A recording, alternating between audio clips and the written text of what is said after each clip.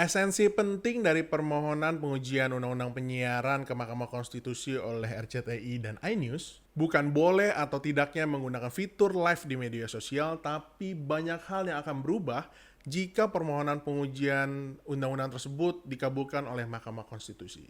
Yuk kita bahas.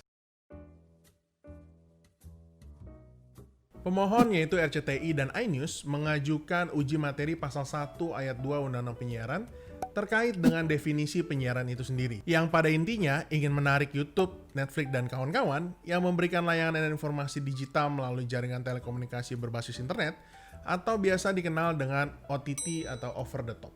Pasal 1 ayat 2 bunyinya begini.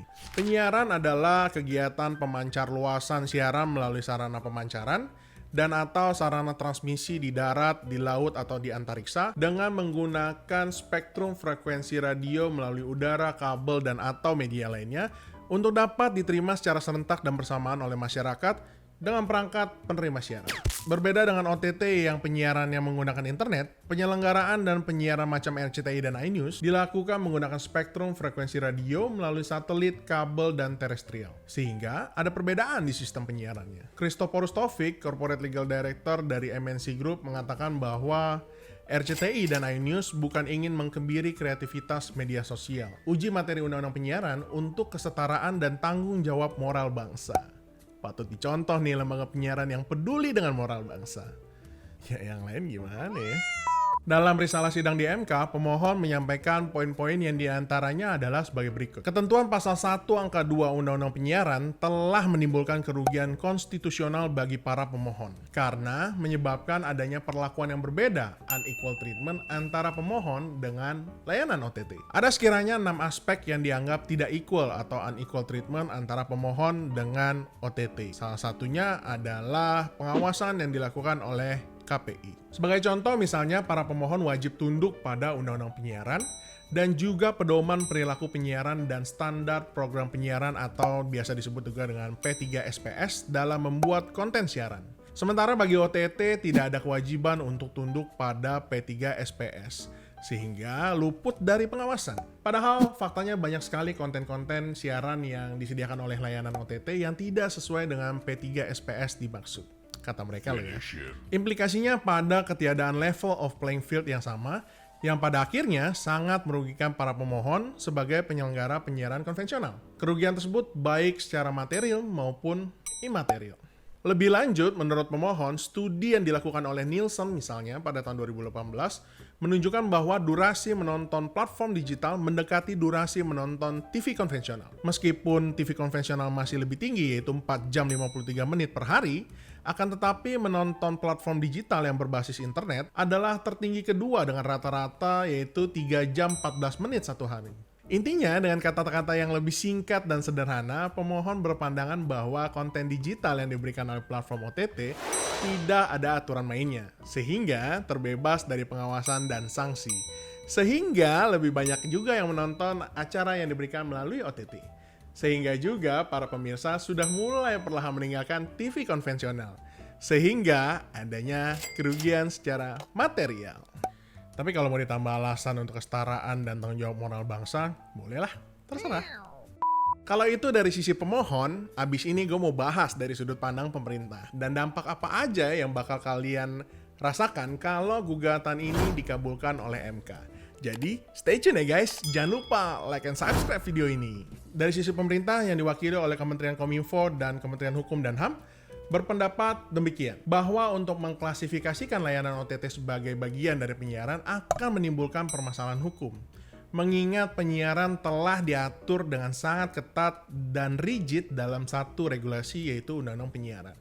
Layanan OTT di Indonesia masih terus bertumbuh dan berkembang. Jadi, jika diatur secara ketat dapat menghambat pertumbuhan ekonomi kreatif dan ekonomi digital di Indonesia. Lebih lanjut lagi, pemerintah mengatakan bahwa mengatur layanan OTT secara ketat juga dapat menghadapi tantangan dalam menegakkan hukumnya. Karena mayoritas penyedia layanan OTT sampai saat ini masih berada di luar wilayah yurisdiksi Indonesia. Benchmarking pengaturan layanan audiovisual OTT di negara lain meliputi praktik di Australia, Inggris, Jepang, Kanada, dan Singapura. Dapat diketahui saat ini tidak ada negara yang mengatur layanan audiovisual OTT seperti video on demand yang menggunakan internet untuk diklasifikasikan sebagai bagian dari penyiaran. Bahwa alasan para pemohon yang menyatakan konten yang disediakan oleh penyedia layanan audiovisual OTT tidak diawasi merupakan alasan yang keliru dan tidak berdasar sama sekali dengan penjelasan sebagai berikut. Terhadap informasi elektronik dan atau dokumen elektronik atau konten internet yang memiliki muatan melanggar hukum, ada Undang-Undang ITE. Mereka memberikan kewenangan kepada pemerintah untuk memutuskan akses informasi elektronik dan atau dokumen elektronik yang melanggar hukum. Selanjutnya, kewajiban bagi penyelenggara jasa telekomunikasi untuk memblokir konten yang melanggar ketentuan peraturan perundang-undangan juga diberikan. Bahwa terhadap muatan konten yang dilarang untuk disediakan oleh layanan audiovisual OTT telah diawasi dan diatur dalam bab ke-7 Undang-Undang ITE. Jadi menurut pemerintah, intinya adalah TV konvensional dan OTT merupakan dua produk yang berbeda, yang mana OTT tidak mungkin dapat ditarik menjadi bagian dalam Undang-Undang Penyiaran. Selanjutnya, saat ini sudah ada aturan yang mengatur mengenai layanan OTT sebagaimana telah disebutkan di atas.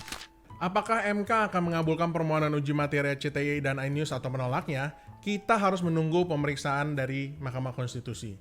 Tapi ini kita berandai-andai, jika sampai MK mengabulkan permohonan uji materi pemohon, layanan OTT harus tunduk pada Undang-Undang Penyiaran. Dari banyaknya aturan yang harus dan wajib dipenuhi oleh pemberi layanan OTT, yang paling krusial menurut gue secara pribadi adalah pengawasan yang dilakukan oleh KPI. Terkait dengan pengawasan ini, mau gue elaborate sedikit. Gue yakin kalian punya banyak alasan untuk lebih memilih layanan OTT ketimbang TV konvensional. Kalau gue, selain acara TV konvensional yang kurang mendidik dan gak sesuai selera gue, censorship juga gue anggap terlalu lebay. Dan gue yakin untuk hal ini kalian sepakat sama gue. Panduan bagi TV konvensional untuk melakukan penayangan adalah pedoman perilaku penyiaran dan standar program siaran atau P3 SPS yang dikeluarkan oleh KPI di tahun 2012. Kira-kira isinya kayak gini. Pelarangan adegan seksual seperti menampilkan suara desahan, adegan ciuman bibir, mengesankan ketelanjangan, mengesankan ciuman bibir dan atau kata-kata cabul itu dilarang. Termasuk juga larangan siaran berisi lagu dan video klip yang menampilkan judul dan atau lirik bermuatan seks, cabul dan atau mengesankan aktivitas seks. Dan yang terakhir yang mau gue highlight juga terkait dengan larangan program siaran mistik, horor dan supranatural dan masih banyak hal lainnya. Yang menurut gue nggak diatur pun nggak membuat masyarakat jadi tidak bermoral atau dapat melakukan hal-hal yang negatif. Tapi semua orang punya pandangannya sendiri-sendiri. In my humble opinion, TV konvensional dan layanan OTT, level of playing field-nya memang berbeda. Jadi layanan OTT jangan ditarik untuk berada dalam level of playing field yang sama. Dan pandangan tentang layanan OTT merusak moral bangsa dan berbau pornografi, gue rasa nggak sepenuhnya benar juga. Setelah gue nonton 365, gue malah jadi terpacu untuk punya badan six-pack dan jadi orang kaya. Sesuatu yang positif bukan? Kalau lu suka videonya, jangan lupa like and share. Dan jangan lupa juga untuk subscribe channel YouTube gue supaya nggak ketinggalan video-video gue selanjutnya. Sampai ketemu lagi, bye! Seluruh informasi dan data disediakan di sini adalah bersifat umum dan disediakan untuk tujuan pendidikan dan informasi saja. Dengan demikian tidak dapat dianggap sebagai suatu nasihat hukum. Jika Anda membutuhkan jasa penasihat hukum, dapat menghubungi penasihat hukum terdekat di sekitar Anda.